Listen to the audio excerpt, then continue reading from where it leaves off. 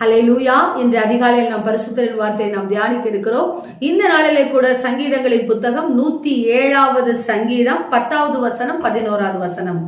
தேவனுடைய வார்த்தைகளுக்கு விரோதமாய் கலகம் பண்ணி உன்னதமானவருடைய ஆலோசனையை அசட்டை பண்ணினவர்கள் அந்தகாரத்திலும் மரண இருளும் வைக்கப்பட்டிருந்து ஒடுக்கத்திலும் இரும்பிலும் கட்டுண்டு கிடந்தார்கள்.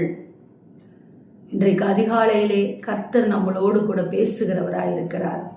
நம்மை நேசிக்கிறதுனால்தான் அவர் சிட்சித்து நம்மை திருத்த வேண்டும் என்று நினைக்கிறார். தேவ ஜனமே, தேவனுடைய ஆலோசனையை தள்ளுகிறவர்கள், தேவனுடைய வார்த்தைக்கு விரோதமாக கலகம் பண்ணி உன்னதமானவருடைய ஆலோசனையை அசட்டை பண்ணினவர்களை கர்த்தர் என்ன செய்கிறாராம்? அந்தகாரத்தில் போடுகிறதை நாம் பார்க்கிறோம். அவர்களே அவர்களுக்கு விலங்கு போட்டு கொள்ளுகிறதை நாம் பார்க்கிறோம். கட்டுண்டவர்களாக மரண இருளுக்குள் நியமிக்கப்பட்டிருக்கிறதை காண்கிறோம். தேவ ஜனமே, தேவனுடைய ஆலோசனைக்கு விரோதமாக கலகம் பண்ணாதிருங்கள். தேவனுடைய வார்த்தைக்கு விரோதமாக கலகம் பண்ணாதிருங்கள். கர்த்தர் பேசுகிற சத்தத்தை கேட்கிறவர்களாய் நீங்கள் இருங்கள்.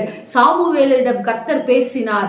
இதோ அதற்கு முன்பாக ஏலியிடம் கர்த்தர் நிச்சயம் பேசியிருக்கார். அவருடைய பிள்ளைகளை குறித்து அந்த பிள்ளைகளை சரி பண்ண வேண்டும் என்று சொல்லி பேசினார். தேவனுடைய வார்த்தைகளுக்கு விரோதமாய் கலகம் பண்ணாதிருங்கள். தேவனுடைய வார்த்தையை அசட்டை பண்ணுகிறவர்களாய் இல்லாதிருங்கள். தேவ ஜனமே, தேவனுடைய வார்த்தையை அசட்டை பண்ணினவர்களுடைய நிலைமையை நாம் பார்க்கிறோம். ஆதாம் ஏதேன் தோட்டத்தை விட்டு வந்தான். அவன் ஏதேன் தோட்டத்தை விட்டு வரவில்லை. எதை அவன் மேன்மையாக நினைத்தானோ பாருங்கள், அவனுடைய பிள்ளைகள் வாழ்க்கையிலே மரணத்தை அவன் காண்கிறான். தேவனுடைய வார்த்தைக்கு விரோதமாய் அவருக்கு கீழ்ப்படியாததனால் வந்த நிலைமையை நாம் பார்க்கிறோம். இன்னும் நாம் அதிகமான பேரை இந்த வேதத்திலே பார்க்கலாம். தேவ ஜனமே, இதோ தேவன் நம்மோடு கூட பேசும் பொழுது, நம்முடைய தப்பிதங்களை அவர் நம்மிடத்திலே கண்டிக்கும் பொழுது அந்த ஆலோசனைக்கு செவி கொடுங்கள். உலகத்தின் கிரியைகளுக்கு உடன்படாதிருங்கள். தேவனுடைய வார்த்தைக்கு விரோதமாய் அவர் என்ன செய்ய முடியும் என்று சொல்லாதிருங்கள். தேவஜனமே, அவருடைய கோபம் ஒரு நிமிஷம்தான். அந்த கோபத்திலே என்னென்ன காரியங்கள் நடக்கும் என்பதை இந்த வேதம் நமக்கு தெளிவாய் சொல்லிக் கொடுத்திருக்கிறதை பார்க்கிறோம். அந்த கிருபைக்குள்ளாக வாருங்கள்.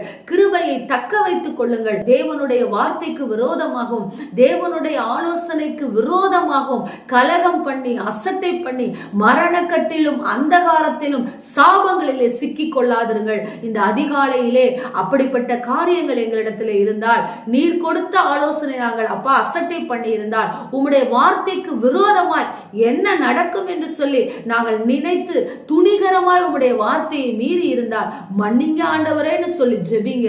நிச்சயம் கர்த்தர் உங்களுக்கு ஒரு நல்ல வழியை காட்டுவார், ஆசீர்வதிப்பார். உங்கள் மீது அவர் கிருபை உள்ளவராய் இருக்கிறார். வாழ்நாட்களிலே உங்கள் செவிகள் கேட்க வசனம் வரும் பொழுதே கர்த்தருடைய வார்த்தையை தக்க வைத்துக் கொள்ளுங்கள். அசட்டை பண்ணாதிருங்கள். ஆமேன். ஸ்தோத்திரம். எங்களை நேசிக்கிற எங்கள் நல்ல தகப்பனே, இந்த நாளில் நாங்கள் கேட்ட வார்த்தையின் பிரகாரமாக உங்கள் வார்த்தைக்கு நாங்கள் செவி கொடுக்காமல் உங்கள் வார்த்தையை அசட்டை பண்ணுகிறவர்களை நாங்கள் இல்லாதபடிக்கு அது நிமித்தமாக மரணத்தையும் அந்தகாரத்தையும் நாங்கள் பிடித்துக் கொள்ளாதிருக்க, அப்பா அந்த சாபங்களை எங்களை பிடித்துக் கொள்ளாதிருக்க, மரணம் எங்களை ஆண்டு கொள்ளாதிருக்க, உங்க கிருபை எங்களுக்கு ஆண்டு கொள்ள எங்களுக்கு உதவி செய்யுங்கப்பா. எங்களை விடுதலையாக்குங்கப்பா, எங்களை ரட்சிங்கப்பான்னு சொல்லி இந்த அதிகாலை நேரத்தில் கேட்கிறோம். அப்பா, எங்களுக்கு நீர் நன்மை செய்யும்படியாக கூட நாங்கள் ஜெபிக்கிறோம். நல்ல பிதாவே, ஆமென். Praise the Lord. ஹல்லேலூயா.